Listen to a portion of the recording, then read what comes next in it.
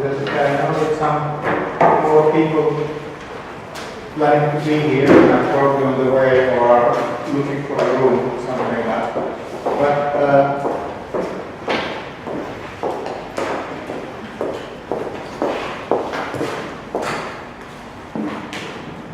we're just going to start now.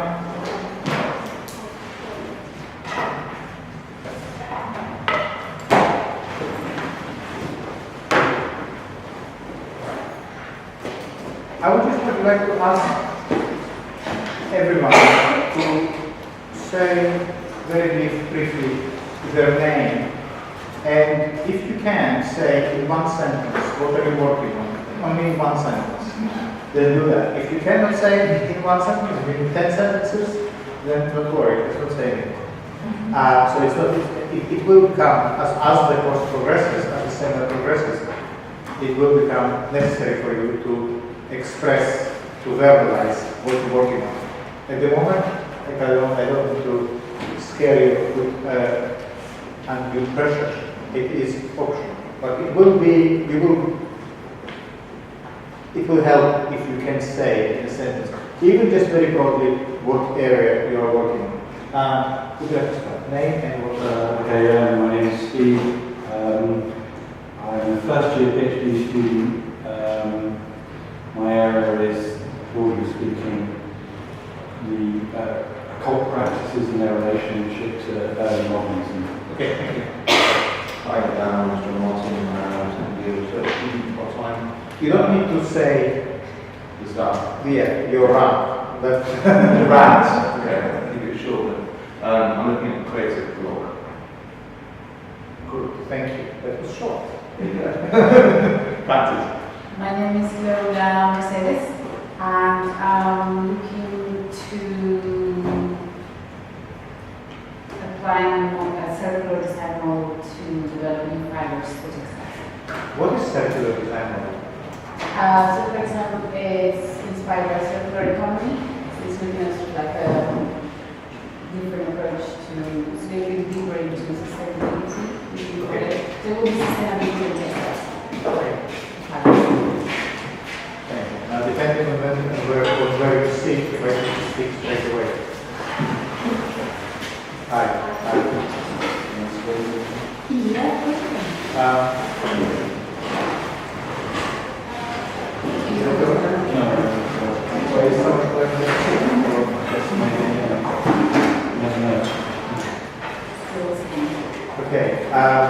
We have a bucket in case anyone needs to use the bucket here.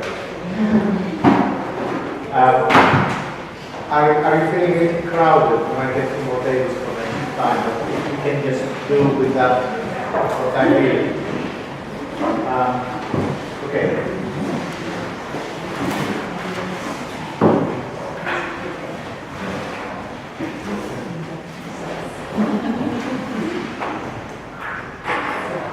Alright, so because I want everyone to know each other's names. So if you can just start again, you can just say your name. My name is Steve. Thank you. I'm John. Okay, no, wait. So can you tell us what are you working on? I am working on the area of self-portraiture on social media. Okay.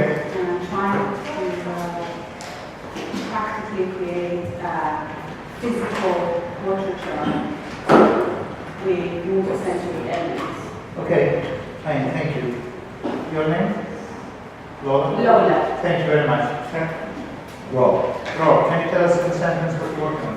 I'm working on the history of the arts press, private press, early 20th century, and its influence on British, European, and American typography, specifically the two strands of modernism and the new traditions. Okay, thank you very much. Hello. Hi, I'm Claudia. I'm working on a project research in secret fishing impairment in mainstream universities. I didn't catch the beginning of the sentence. Students with visual Okay. impairment studying at mainstream creating arts universities. Great.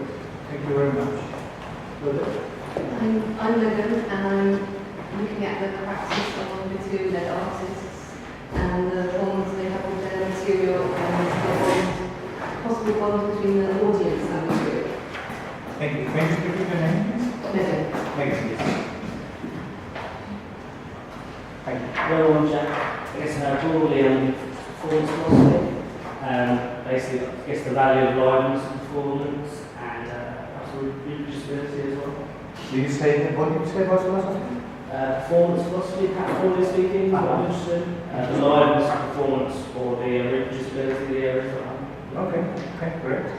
I'm Lindsay, and I'm interested in agencies and receptions in the genre, and like how research takes maturity and how it affects the ethnicity of domestic culture. Thank you.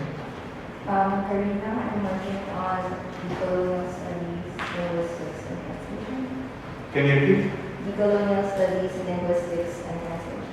Okay, thank you. I'm Moran, and I'm working on kind of performances of kind of idiocy, or the figure of the idiot, or some kind of intelligence and thought as a kind of outside of that, in performance practice after silent film slapstick. Okay. Lizzie, I'm looking at film and abstract film and design film. Okay. In Carlotta, I'm looking at how prisoners can transform over like raising digital images. Thank you very much. Hi, my name is Abbas. I'm currently interested in the idea around language being a byproduct of technology, and then how philosophy talks about language having this kind of also prayer or poetry, and then complicating that with the idea of data as a new form of language. What does it mean to say that language is a byproduct of technology? Why isn't language just technology? It can be, but I think the way that one of the It can be or it is? okay. One of the theories about how it emerged is that humans, in order to create a technology, like the very rudimentary technology, they had to communicate, and language emerges out of this need to communicate. So language is not technology. So it's a kind of technology from a technology. So I'm still not clear what it is with it, but never mind. Next. My name is Jendrik, and I'm interested in how one becomes an image. Okay, thank you. I'm working with machine language and how we can use machine language in the area of working with the society. Excellent, thank you. And I'm looking at exhibition and how we adapt organic forms with inorganic forms. Okay, so my name is Daniel. This is 1 year-long philosophy seminar aimed specifically at PhD students. The art of questioning. I'm saying it's aimed specifically at PhD students because the level of this seminar is for PhD students. And as we progress, we will say that it actually means something. It not to be engaged in a PhD project means some specific things. Some of them I will touch upon today.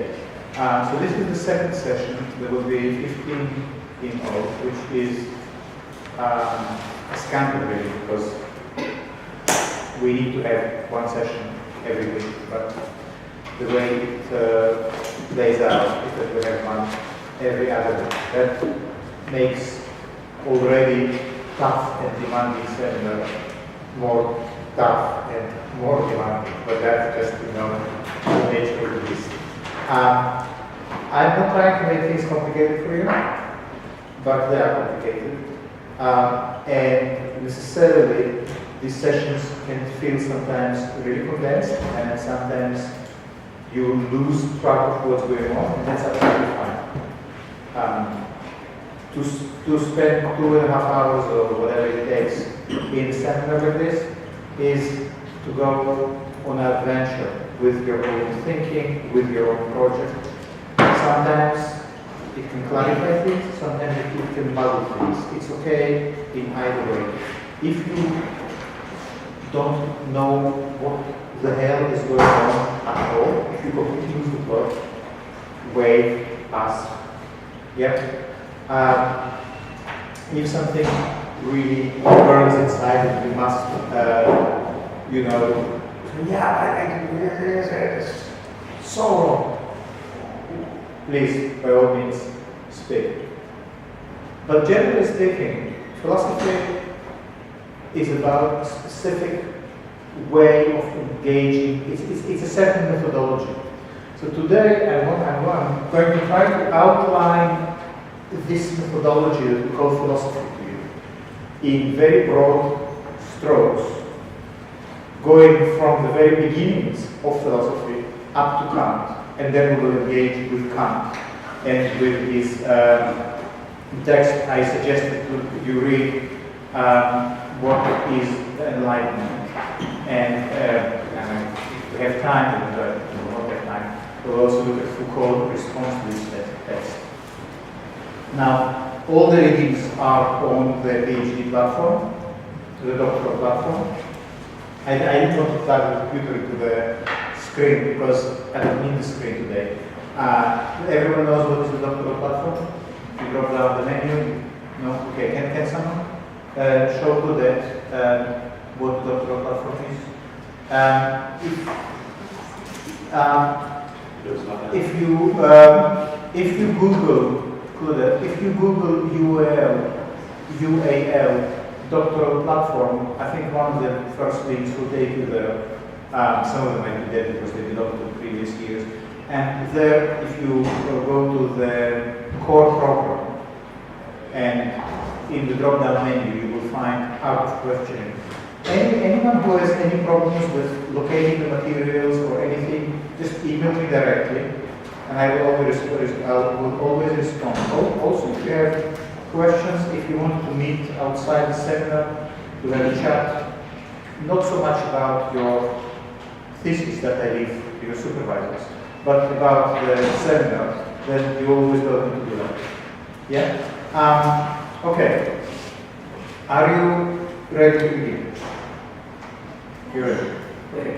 So, our simple task today is to outline philosophy and to explain what philosophy is about, and to get us in this way to Kant and then hopefully to the text. But we cannot really start reading Kant's text before we understand the main problem the text is a response to, and what is the specific terminology, the specific concern that Kant is articulating.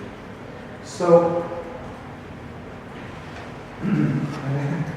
okay.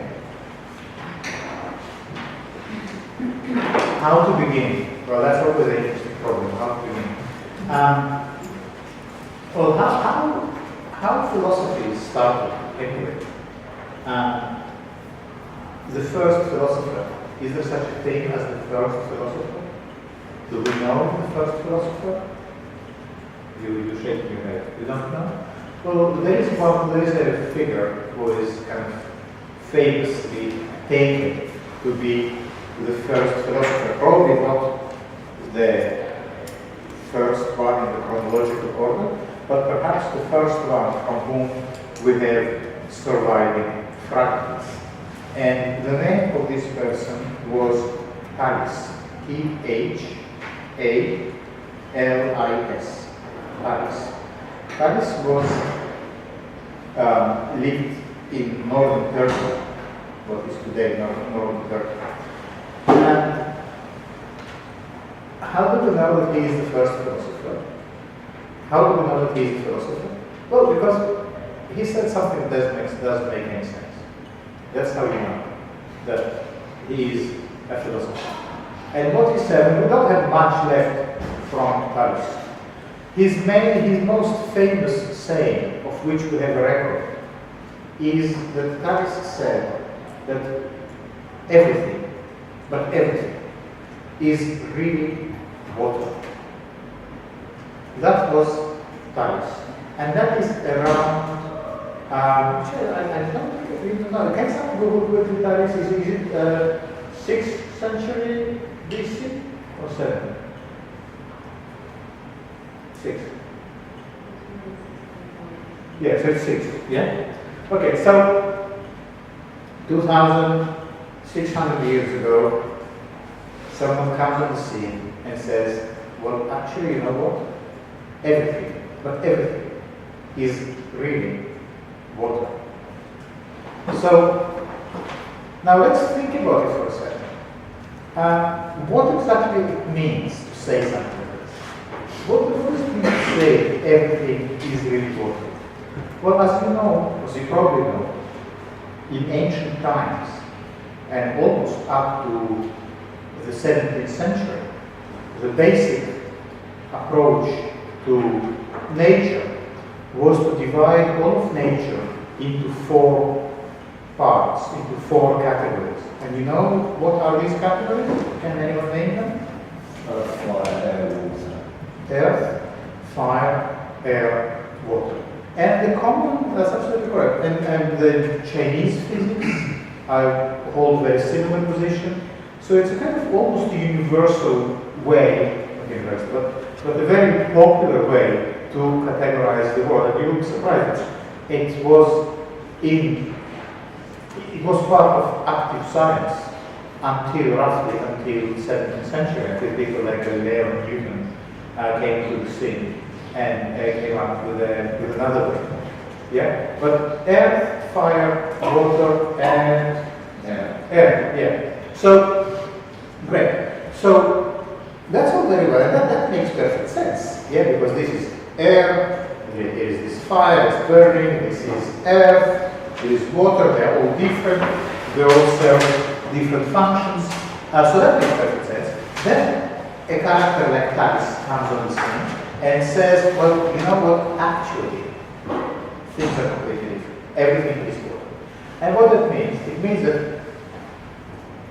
well, water is one of the 4 elements. Okay, so water is water, that's fine. we are okay with that. But it means that the other 3 elements are not what they seem. It means that earth is a solidified water, fire is a kind of rarefied, no, air is a kind of rarefied water. It kind of makes sense because, for instance, mist is quite wet, so maybe air is generally kind of leaning towards being wet. Yes, so air is rarefied water with a lot of, let's say, bubbles in it. And fire is air twice rarefied. So rarefied that it stops being wet at all, it then becomes hot, but basically fire is a bit like air is a bit like water. Yeah? So water is everything. That's what Thales says. So what this sentence means to understand really is not enough to, for instance, say, yeah, but what is water? H2O, and we are 75% water. So perhaps it was not that wrong anyway. Maybe it is true. Maybe everything is water. That is not the point. That would be trying to somehow understand Thales as if he is a physicist.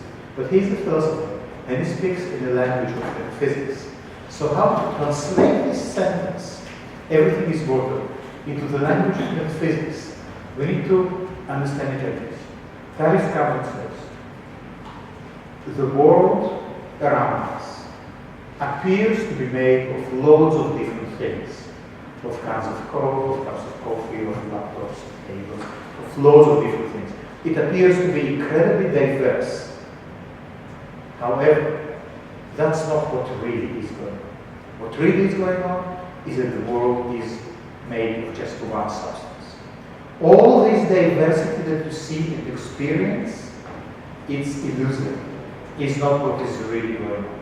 Yeah? So this is the first metaphysical position, that what appears to be is not what is really going on, and what is really going on is not what appears. So that is the first thing that you need to be completely clear about. Philosophy begins from saying that things are not what they seem. And guess what? True. Well, whether it's true or not, I think it's kind of almost by the by. That is not the point. The point is that for you to write a thesis, you need to follow in the footsteps of Thales. You also need to say that things are not what they seem. Otherwise, what would be the point of your thesis? But I also put the point in brackets, and we spend more time in Thales than we will with other things, because we will start to go a little bit faster. But what was also important to realize is that while Thales is considered to be the first philosopher, and there is a dividing line between the mythologies that came before and the physics and metaphysics and philosophy that came after, in a sense what Thales is saying is not that different from mythology. Because in mythological thinking, in religious thinking, the same idea persists, that the world is not what it seems. You look at the sea and you see waves, but what really happens is that the god Poseidon is being angry. You see lightning in the sky, but what really happens is that Zeus is throwing down his balls. Yeah? So in religious thinking, or in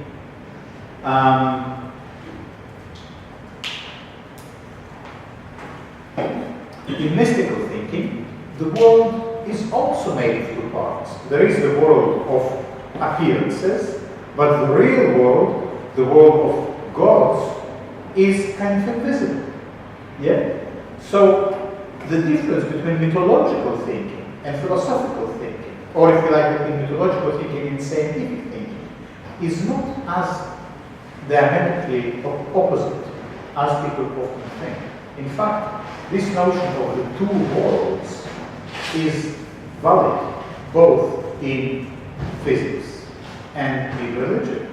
And if you go to contemporary science, it's again the same thing. Science says that, the universe is made with 75% of dark matter, which no one saw, no one tasted, no one knows it even exists. Yeah? So again, physics comes and says the world really is completely on its ends. Yeah? So I just want to point out that this notion that there is the world as it appears, and it's diverse and rich and full of various buzzing different things, and there is the real world, which you need to have some kind of key to access, that's basically the foundation of metaphysical, philosophical, scientific thinking.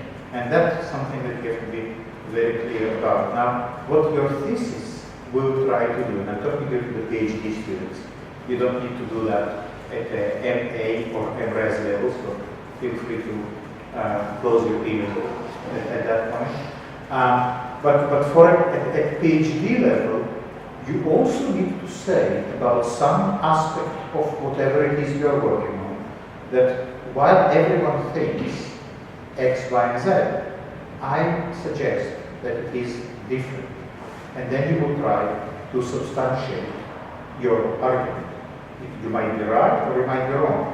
And you don't get a PhD for being right or wrong. You get a PhD for putting forward a good argument. Yeah? You don't need to do it to embrace. The embrace, you can just repeat what was said before. And the same goes for an MA. Not for a PhD, that basically is when you say in your abstract, my original contribution to knowledge is this. That's basically what you say. Everyone thought that something. I come here to suggest otherwise. Okay? Any questions so far? All right, good. So,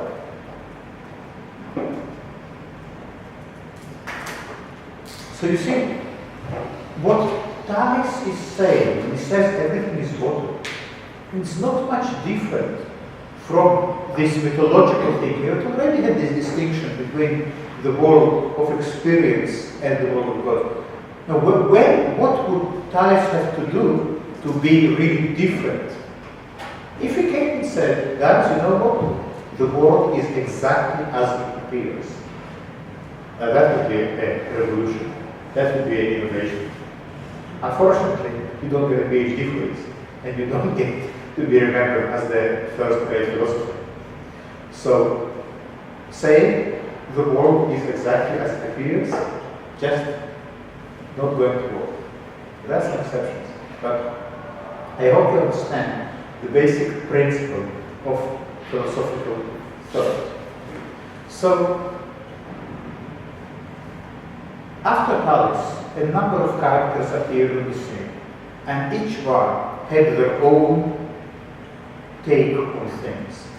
And while we're going to go very quickly through how these different characters, made their own claim to fame, I also wanted to notice how, on some level, similar they are in their basic approach. So after Thales, who says that reality is water? Heraclitus, you know Heraclitus? You should know him, he is one. Heraclitus says everything is ever-living fire. He says not water. Water. It's on fire, everything is fire. Water is liquid fire, earth is solid fire, everything is fire. Not only that, Heraclitus is also very interesting and very political, because he says everything is a constant battle of forces, one against the other. So that's correct, that's really, really interesting, and that also makes Heraclitus very important for revolutionary politics.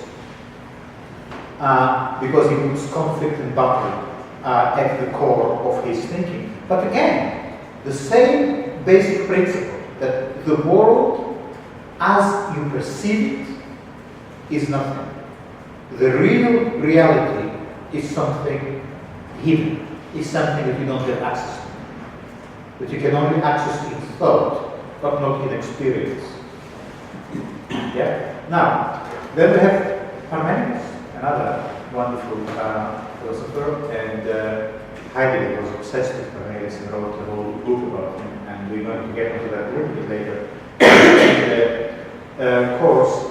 But Parmenides, you could say, diametrically opposed to Heraclitus, and he says, change is logically impossible. Change just cannot happen, because how can something change? Before it changes, it's changed. So there is no change. Change is an illusion. You might perceive it, you might see things changing, but in fact, it's just in your head. Reality itself is motionless. It is completely unchanged. That's a beautiful thing to say. Reality is motionless. You don't need to write these things down, because it doesn't really help anyone if you know. You can find it in Wikipedia as well. If you have a sentence or two about Parmenides, that doesn't matter. What matters is to understand that here again we have the same basic approach that says the truth is hidden and what is visible is not true. So the senses deliver to us a false picture of the world. And finally, we also have Democritus, or Lucretius later on. And these guys, they were called the atomists. And they believe that reality is made of tiny bits of matter. So long before quantum physics and atomic theory, they already said that just as when you see, let's say, dust in a beam of light in your bedroom, and all these kind of bits of that. So basically, that's how everything is made. Everything is made of these little bits. Even things that appear solid is just these little bits that clump together and move so slowly. So basically, they say that solidity is an appearance. And that's also very similar to what contemporary physics are saying. They say, yeah, you might think that the table is solid, but guess what? It's mostly void. Mostly just gas between atoms. Yeah? And finally, we get to Plato. Well, without all these guys, Plato would never happen. Plato is the one who kind of makes the transition from these philosophies, the pre-Socratic philosophies, to more of the contemporary mindset. And in Plato, everyone knows the story of the cave, yeah? In Plato, reality is just shadows. Reality is shadows on the wall. And that's what the real is.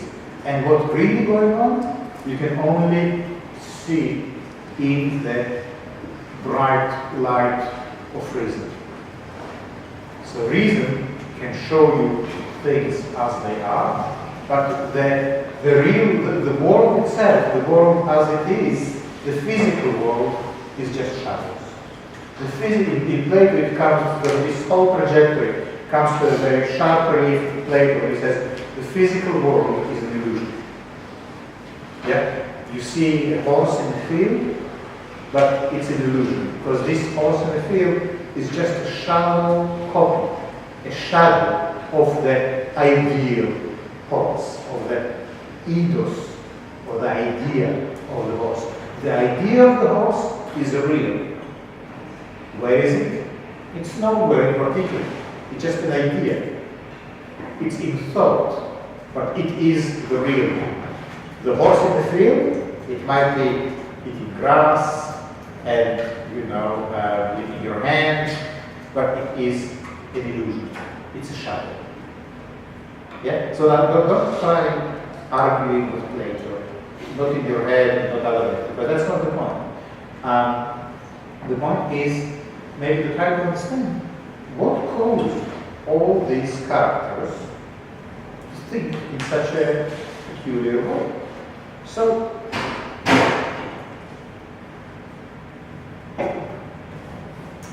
it is possible that the reason for that is simply that the moment people, humans, started to think, the world split into two.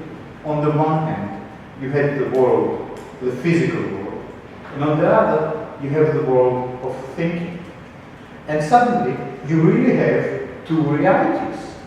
Yeah? Now, let's just ponder it for a second. Yeah? And I hope it's okay. Are you following? Yeah? Okay. So, now, because now I'm trying to just zoom in onto your personal experience. So, and I want to verify with you if this is a correct assumption that there are these two worlds. So, at some point, we began to think. Now, thinking is a peculiar quality in thought. You are completely free. Your thinking is kind of boundless. You can think the past, you can think the future, you can think yourself omnipotent and eternal, if you like. And you can think anything you like at any time at all. So you can just jump from one thing to another and you can make up things as you wish. In the physical world, on the other hand, things tend to be quite static most of the time, So there is sand, and there is sea, and there is clouds, and there is water, and it might flow, it might shift a little bit, and clouds move, and mountains move very slowly, but basically every day it's the same bloody world. It's the same world over and over again, all the time. So the physical world tends to be very, very static or changing very, very slowly. The world of thought is incredibly changeable and rapidly shifting, and you can, it has no bounds, it has no limits. There's absolutely nothing to stop you thinking or producing in thought whatever thing you like. The body is process. In what way? Anyway. Well, the fact that we have a body that everything that we do. Yeah, but I'm not talking about doing that. I'm just talking about thinking. In your thinking, nothing stops you from, thinking yourself in the desert one moment and in the middle of the ocean another moment. In a physical world, if you want to move, across the desert, it might take you a very long time. In thought, how long will it take you? A split second. Now go ahead. I was just thinking about neurodiversity and people who sort of maybe certain patterns of thinking are interrupted by other thoughts, or there is limitations placed on thinking by certain conditions, or Sure. maybe it's still a. I'm not saying that there are no limitations, Yeah. but I'm just saying if we think about the world of thought compared to the physical world, the physical world tends to appear very static in comparison.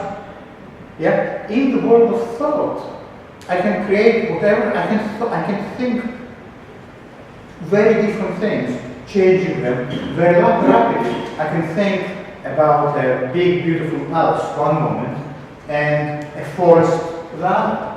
In a physical world, moving from a palace to a forest might take me months. Yeah? So in thought, things can happen very, very, very quickly. Now, another thing which is interesting is that where the really horrible things happen?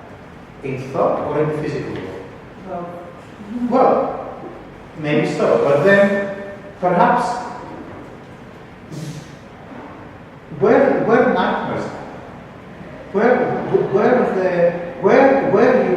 you know how you wake up in the middle of the night in absolute terror because you had a nightmare? You know? What in the physical world can compare to this absolutely paralyzing fear of a nightmare? Anyone here has nightmares? Yeah? So you know what it's like. You know how sometimes people just wake you up because you are screaming and you don't, you know, and that is just this sense of overwhelming horror that you can experience in a dream. Does it have a parallel in the physical world? Isn't that kind of manifold, much more, a stronger fear than you can experience in reality? Somehow it feels that dissipation of pain is much more powerful than the pain itself. It often happens, especially if you say you have to go to visit the dentist.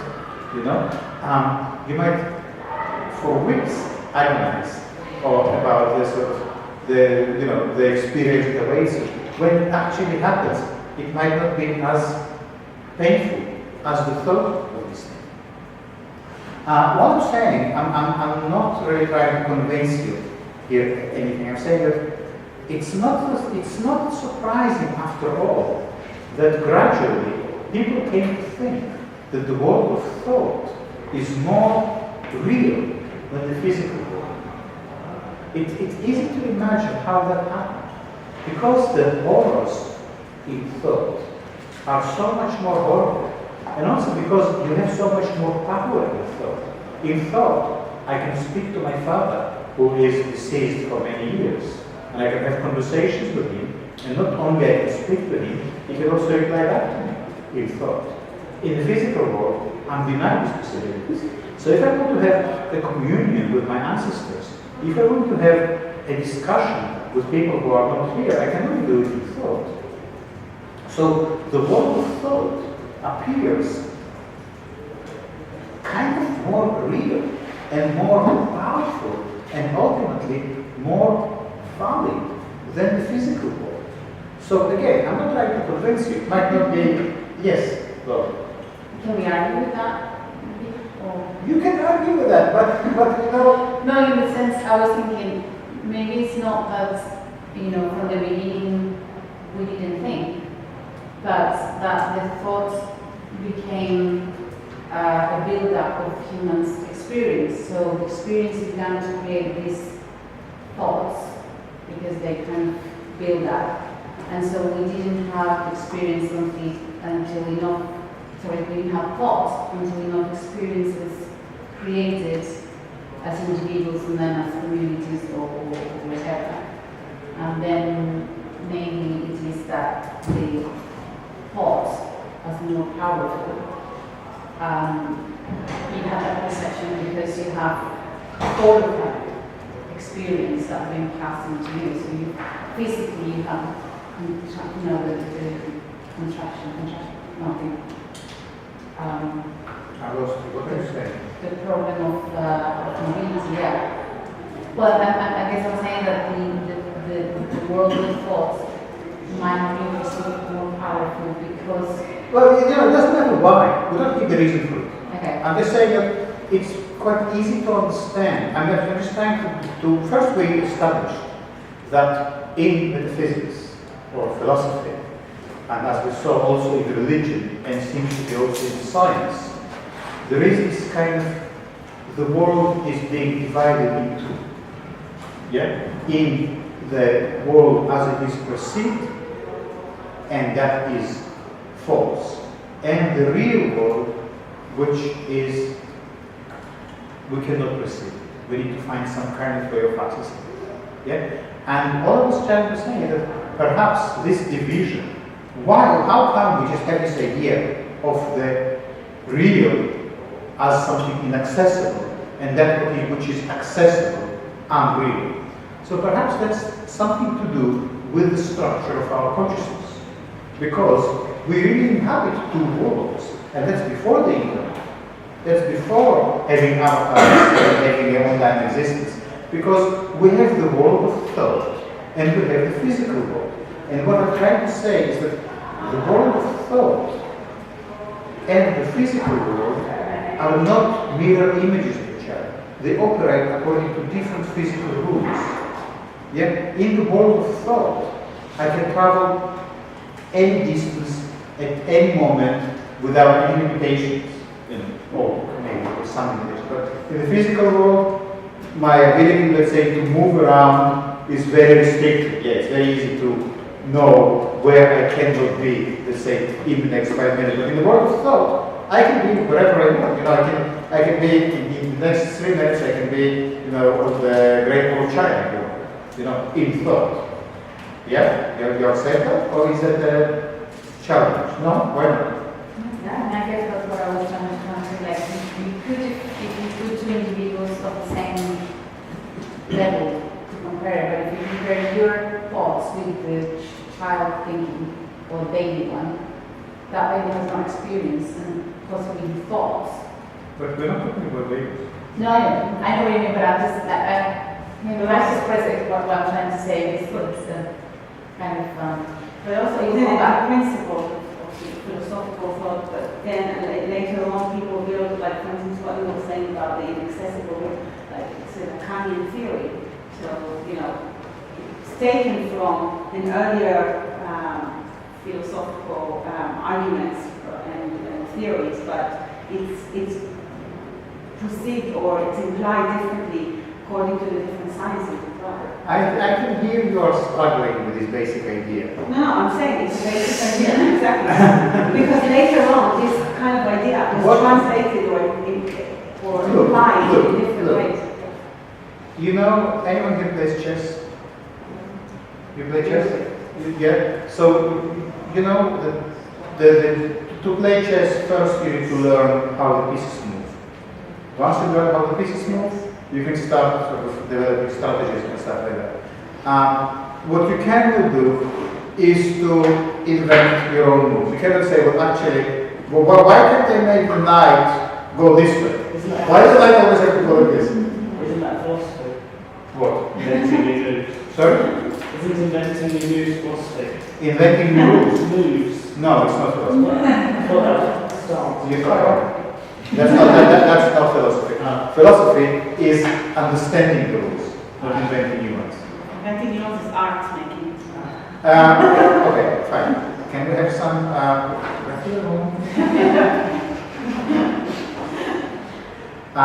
so you see, it's not about asking, but why can't I move this piece that way? So philosophy is a kind of game of chess, and the game of chess has one of these foundational principles is these two worlds. Now, you don't have to play this game, but if you want to play it, that's how it is played. Okay?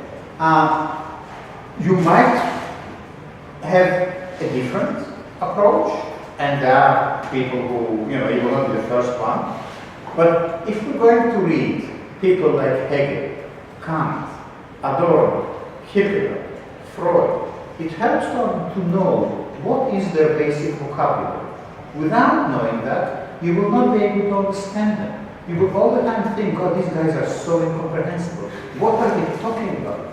But they're only incomprehensible because you don't understand their basic vocabulary and the basic problem they're dealing with. So the notion of the two worlds and the premise The physical world is an illusion, and the world of thought is the real one. It's one of these basic chess moves that all these people, Hegel, Kierkegaard, Spinoza, including Derrida, they all play according to this game. So that's why we have to understand it. If you don't like it, that's absolutely fine. Many people get by very well without ever dipping their toes into this material. Yeah. So that's just how it is. And as time goes by, if you stay with this process, and next week will be a test because we're then going to read Hegel. I want to see how many people will be brave enough to go to follow Hegel into the phenomenology of spirit. You will see how without these basic understandings, nothing is going to make any sense. Even with these understandings, it's still going to be hellishly difficult. Yeah? But without, it's just complete nonsense. So, what is also quite interesting is that the same exact notion of the two worlds gets repeated. Almost this Platonic model that the physical world is an illusion and the world of thought is the real one gets repeated almost point for point in Christianity. It follows about 500 years after Plato.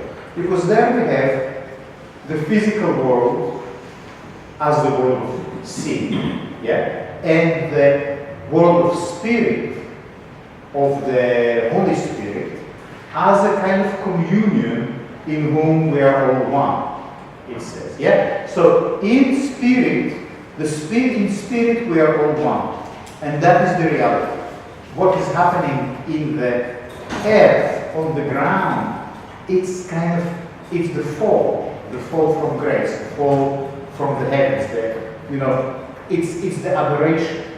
So in Christianity, and again, I'm not going to dwell about it for a long time, but what is again, it's really quite fascinating how people often think that Greek philosophy and Christianity offer kind of diametrically opposed views. The Greeks are rational and Christianity is spiritual. Well, no, they are both rational in exactly the same way. They both offer a very similar solution to the problem of how the world of thought and how the physical world can be reconciled. And both say the world of thought is the master and the physical world is the slave. Again, I don't care whether you like it. It's just how it is. Yeah? Is that just Christianity, or is that religion in general? I mean, I cannot vouch for religion in general, but what Buddhism says, for instance. Buddhism says the world of experience is an illusion, and you need to meditate under a tree to realize that that everything is one. Yeah? And where do you find this one? You find it inside yourself. Yeah? So you don't find it under a rock, you don't find it in a bountiful flower. You find it inside yourself, where? In thought. How? By meditation. So there is a mechanism, there is a technique. And then life on earth is a preparation for life thereafter.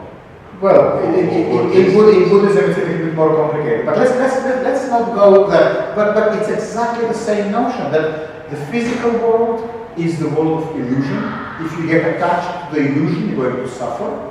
The only way to free yourself from suffering is to realize that this is all illusory, and the only worthy thing is the focus on the emptiness within, which is the one. It's exactly like the Holy Spirit.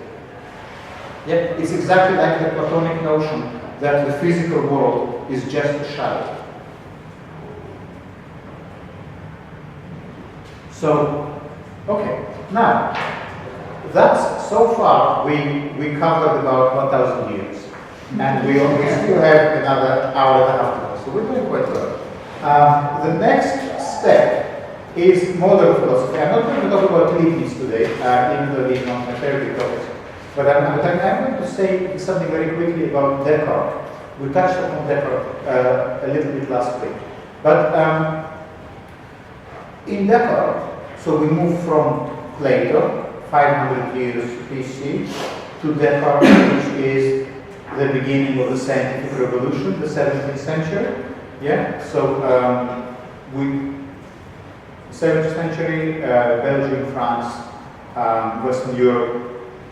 Yeah, so René Descartes, the great rationalist philosopher, he comes and says, he takes this whole problem and tries to simplify it in the spirit of the 17th century rationalism, and he says there are only two substances. Substance number one is the soul,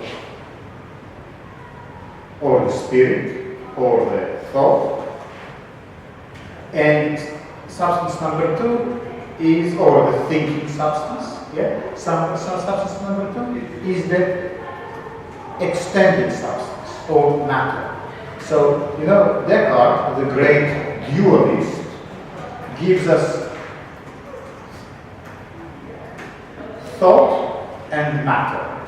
So he takes all these problematic that we followed so far, this metaphysical problem of the world of thought and the world of and the physical world, and kind of extracts from it, sort of, you know, shrinks it down to its most succinct. He says there are only two substances. Substance number one, thought. Substance number two, matter. That's all there is. Now, if you ask Descartes how these two substances relate to each other, he has no answer to that. He kind of is not even interested in this. It's not a question he wants to be conservative.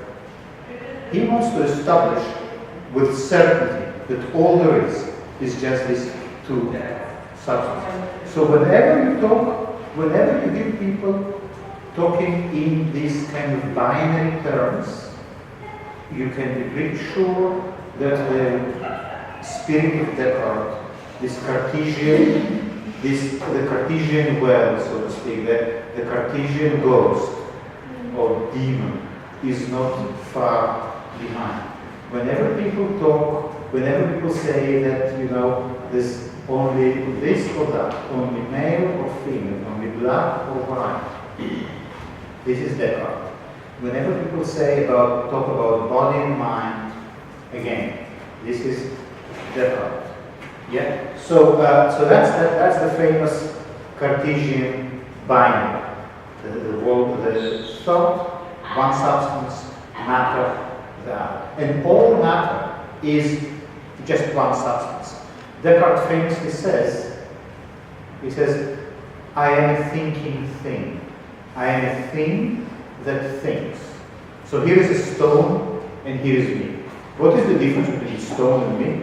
The only difference is that the stone doesn't have thoughts and I have thoughts. That's the only difference. Again, you want to argue with Descartes, go do it somewhere else. That's not about arguing with him. He doesn't care. He's been there for a long time. But that's the Cartesian notion. I am a thinking thing. It's very different, of course, from the Christian notion that I am created in God's image. Yeah. So when we have time today to go to Kant's text on enlightenment, on what is enlightenment, we see that in a little bit more detail. But things will get a little bit more complicated now, I warn you. Are you okay so far? Yeah? You keep in mind this binary? Now, this division between the world of thought and the world of matter and the physical world, that's in essence what metaphysics is about. When people talk about metaphysics, that's in philosophical context. That's what they mean. Yeah, metaphysical can also have a kind of aesthetic dimension. There are metaphysical poets in English literature. That's a different story. So don't get confused. In philosophy, metaphysical means how to reconcile, or how to deal with the situation that we have. That we have two worlds. Yeah, that's metaphysics. Okay, so now Descartes, as I said, two substances, the connection between them is unclear. And that's really kind of disappointing, that's really a little bit dry. And it was particularly dry and unfulfilling for perhaps the greatest of them all, of all the physicians, the Dutch philosopher Baruch Spinoza. He was Dutch, he was Jewish, and he wrote this wonderful book, The Ethics. And Spinoza made a very interesting move. Yeah. So again, it's like they all play this chess game, and everyone, so there is this, the Descartes effects, and there is the Spinoza maneuver. So Spinoza says, I take your two substances and I raise you, because this is not good enough. How they speak to each other, how they connect, do they have each other's number? What is the story there? He says, no, I have something much better. Both your two substances, the thinking substance and the matter substance, are the same. And their name is God. Now wait a second. There is only one substance, and the substance is God. God is infinite. God has infinite number of modes of being. And soul and matter, or thought and matter, are just modalities of this one substance. So, what is interesting is that Spinoza doesn't stop talking about God. It's God with him all day long. His ethics is just God from beginning to end. And yet, he is the one philosopher that is considered so heretical that his books are until today banned by the Vatican. He was expelled from the synagogue, from the Jewish community, and he was, I think, until now, he was never sort of allowed back in, never sort of, he was excommunicated. And why? He says everything is God. Can you kind of be more, yes? Doesn't the Kabbalah say that too? No. No. And that is not what the Kabbalah says. I'm sorry to say no. The reason I want you to be quite clear what is Spinoza's maneuver and why is it so heretical to say that everything is God? Sorry, that's what I was asking. Why? I was under the impression. The pantheistic thing disrupts. Wait. Just wait a second. I really want you to understand it, but I think it's a beautiful maneuver that you kind of can use in your own thinking, in your own writing.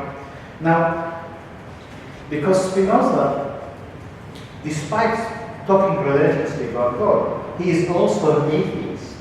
So how can someone be an atheist and talk about God all the time? Well, look at it this way. So, for instance, someone like Richard, what's his name? Dawkins. Yeah.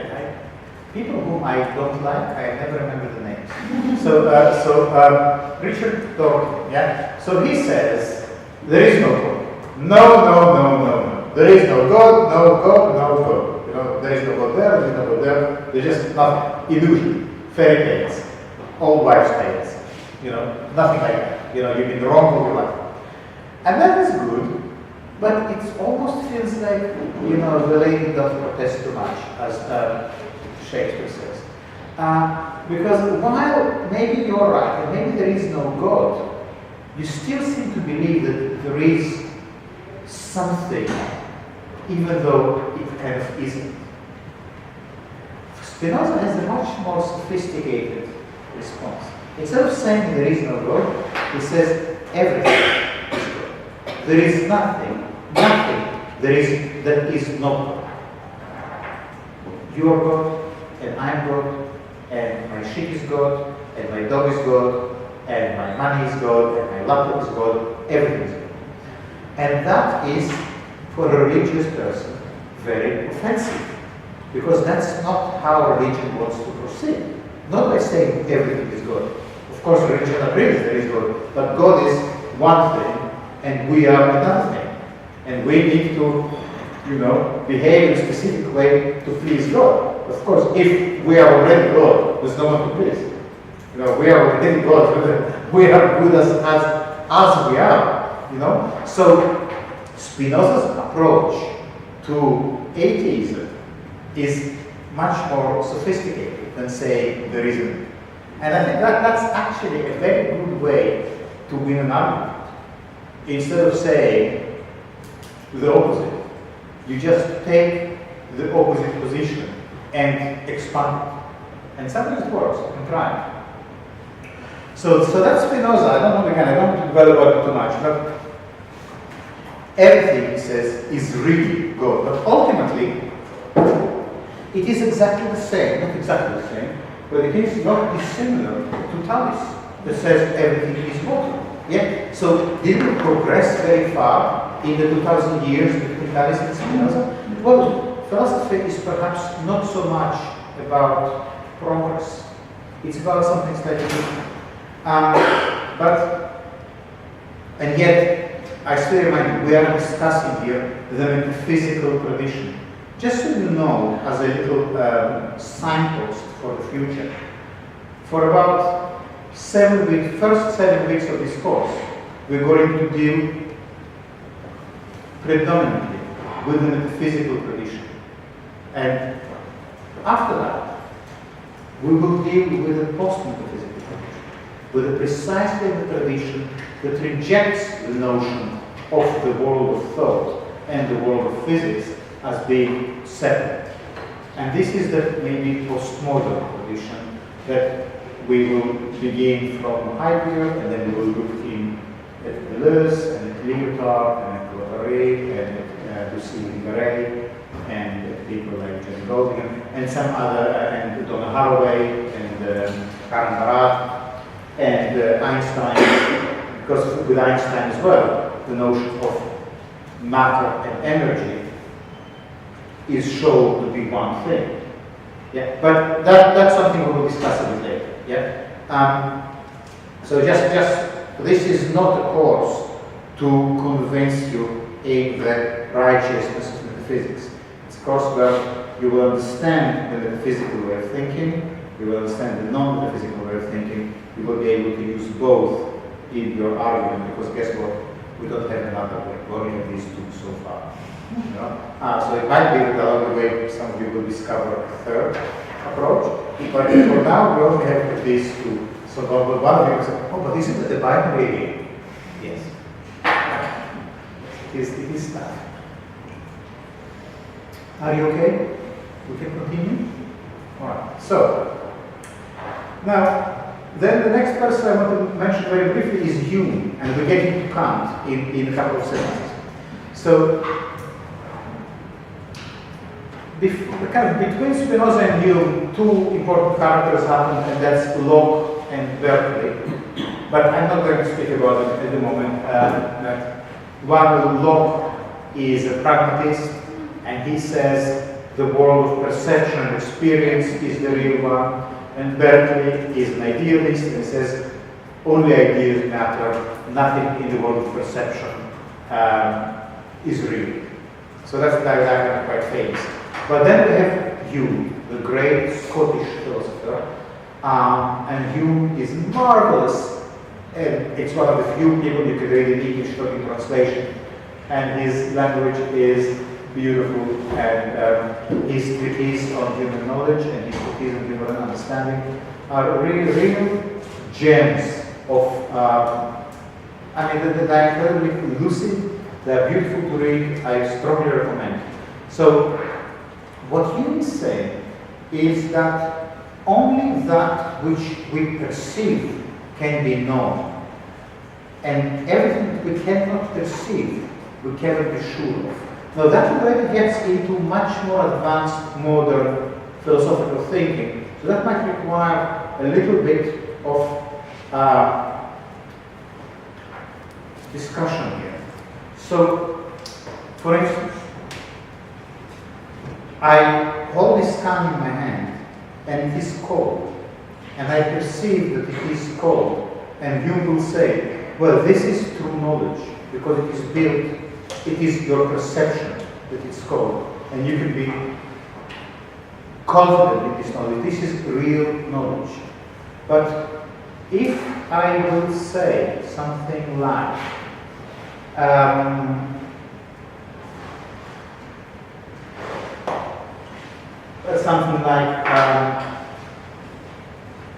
putting this can on ice makes it colder. Yeah? You will say that you cannot know. This is false knowledge.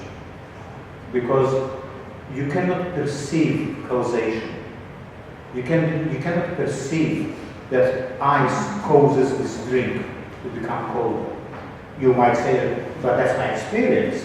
Fair enough, but there is nothing to suggest that it cannot be otherwise.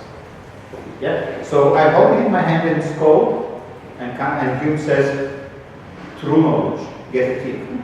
I put it on ice and it gets colder, and Hume says, well, yeah, in this instance.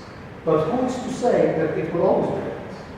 You cannot extrapolate from a stick falling to the ground that it will always fall to the ground. Yeah? So for Hume, causation, because it cannot be perceived, is not true knowledge. Causation or causality, you know what that means. You know what is causality? Everyone does? Yeah? When we say that A causes B, yeah? Can you give me an example? Can someone give me an example of causality? That's right. Yeah, that's causality. And another one? Fire burns a stick. Yeah. Or, you know, yes? So, okay, so causality is when one thing causes another. And you, against all expectations, against all common sense, says, while it is true that fire burns a stick, and we evidence it, causation cannot be experienced. It cannot be sensed. And for that reason, it is not true knowledge.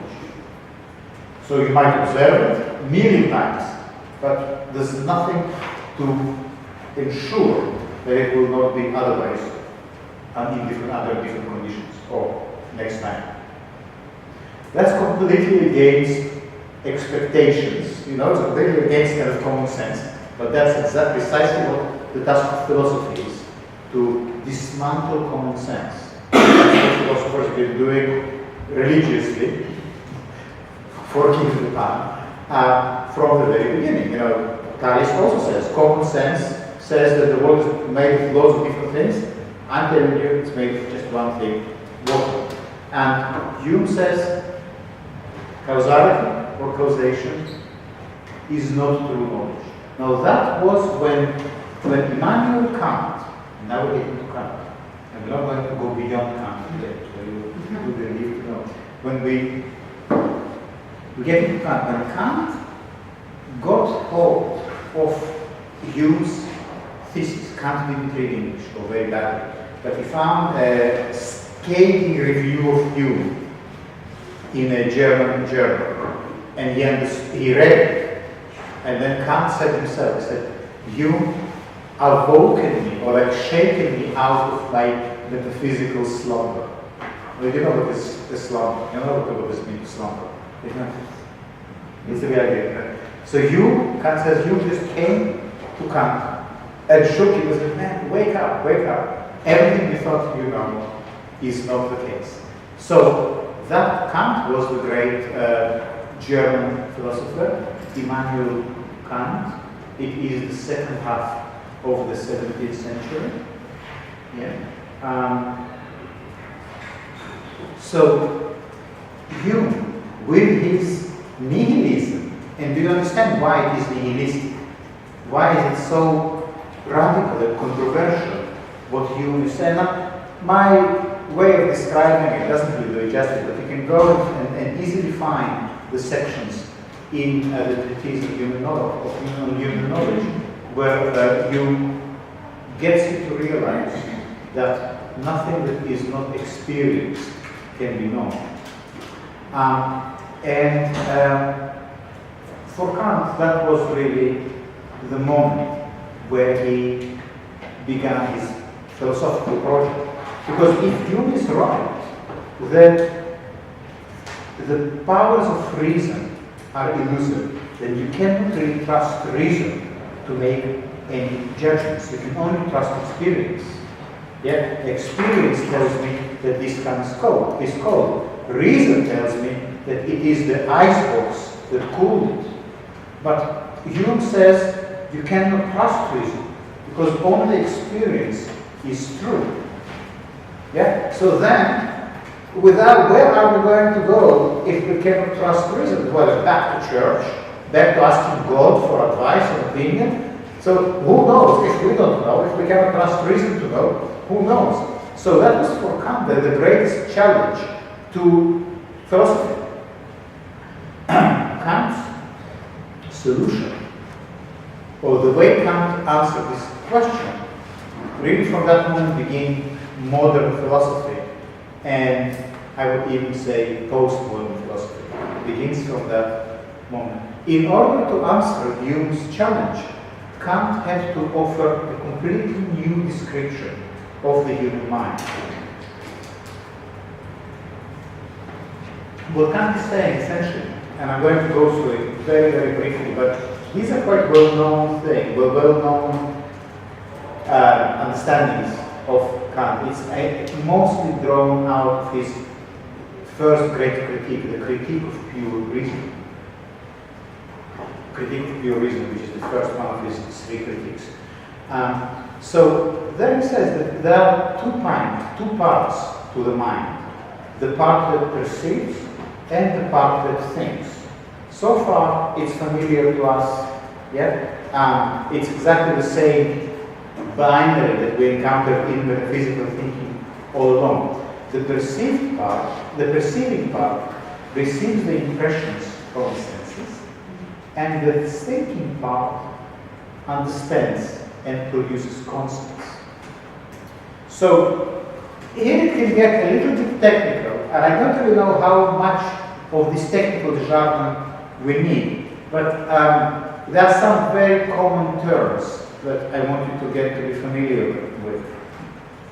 Kant is all about categorizing reason into, well, dividing reason into categories. So I will give you some examples of how his thinking proceeds. The first category that is quite famous is the category of analytic judgments. Have you heard of the analytic judgments? What are analytic judgments? They are kind of statements that are self-explanatory. For instance, the famous one, all bachelors are unmarried. That is hardly controversial. Yeah? Why? It's almost tautological, isn't it? Or like all mothers are female. What does it mean? It is analytic. It's an analytic judgment. It's a judgment in which the term itself already contains its own meaning. Yeah? To say all bachelors are unmarried is basically to say what bachelor means. The definition of a bachelor is that it's someone unmarried. To say all bachelors are unmarried is essentially to say all bachelors are bachelors. Yeah? It's when the statement or the judgment doesn't move anywhere beyond what can be known from the statement itself. Okay, then the second one, the synthetic judgment, is something like saying there are 20 people in this room. So synthetic judgments are based on experience, and they of course can be disproved because we can count and say, well, actually, you'll find there are 21. Yeah? So that's a synthetic judgment. With an analytic judgment, there's nothing to prove or disprove. It's kind of self-contained. Yeah? The synthetic one is based on experience. So while analytic ones are kind of universal, synthetic are very specific. Yeah? Now, all of this, by the way, becomes really important once you start working with artificial intelligence. Because somehow, this way of categorizing knowledge reacquires validity. But we'll get to that at a later point. But so the second type of the synthetic judgment, that again two kinds. That's very Kantian to keep subdividing. And we have the a priori and a posteriori. What is a posterior? What is your posterior? Exactly, yeah, it's your past, your behind. That's the posterior. So there are two kinds of judgment: a priori, before and after. Yeah. So a synthetic a posteriori judgment is something like saying it's generally determined by experience. It's like saying eating cake is fattening. Yeah. Or putting your hand in the fire causes burns. Yeah. It's based on experience. Not interested in that at the moment. The synthetic a priori judgment is independent of experience. That's the one that we need to drill down on. For instance, every event has a cause. You don't need to have you don't need to do an experiment. You don't need to fit some. In order to say cake is fattening, you really need to feed someone cake. Take the weight before, take the weight after, and then based on the experience, conclude cake is fattening. Yeah, but preferably also if they have a control group when people are fed placebo.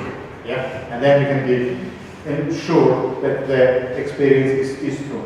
But if I want to test the statement that every event has a cause, or something like, let's say every event has a cause, I don't need to do an experiment. All I need to do is just somehow consider it. It becomes immediately obvious that if there is something, there had to be something that caused it. You know, if there is an egg, there had to be a chicken. There couldn't be an egg without a chicken. Let's just not go into this philosophical question. But we see my point. Here we have a kind of code. I don't need an experiment to know that it was somehow caused. It didn't just appear in a flash of lightning. It was produced, it was manufactured, it was, you are here. Why you are here?